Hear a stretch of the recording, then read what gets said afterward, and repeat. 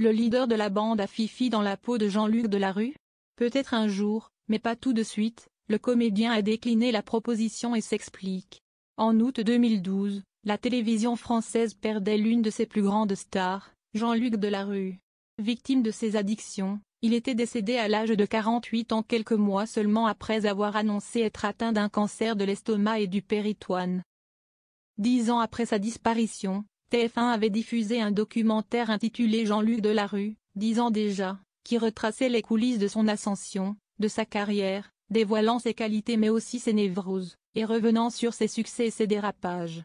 3 ans plus tard, on apprend dans Ciné Télé Revue ce jeudi 13 mars qu'un biopic sur le regretté présentateur et producteur phare du service public est en préparation. Si est Philippe Lachaud qui a révélé l'information au cours d'une interview, il s'est vu proposer d'incarner Jean-Luc Delarue, mais a préféré décliner. Il s'est expliqué sur sa décision. Le scénario était super, mais la période est si compliquée que je préfère continuer à faire rire les gens que d'ajouter ma petite couche de cynisme. Ce n'est pas le moment, ça changera peut-être. Là, c'était une personnalité qui avait des parts très sombres, de décadence. Le virage était extrême, a expliqué le comédien. Ce dernier fera son retour derrière la caméra au cinéma en 2026 dans Le Marsupilami, une nouvelle adaptation de la bande dessinée populaire.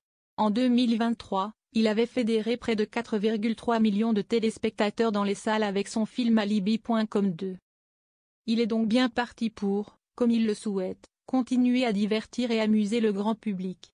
Toutefois, l'animateur de LOL, qui ressort, devra faire encore mieux l'année prochaine s'il veut égaler le fraîchement césarisé Alain Chabat qui avait réussi l'exploit de réunir plus de 5,2 millions de personnes au cinéma avec Sur la piste du Marsupilami en 2012.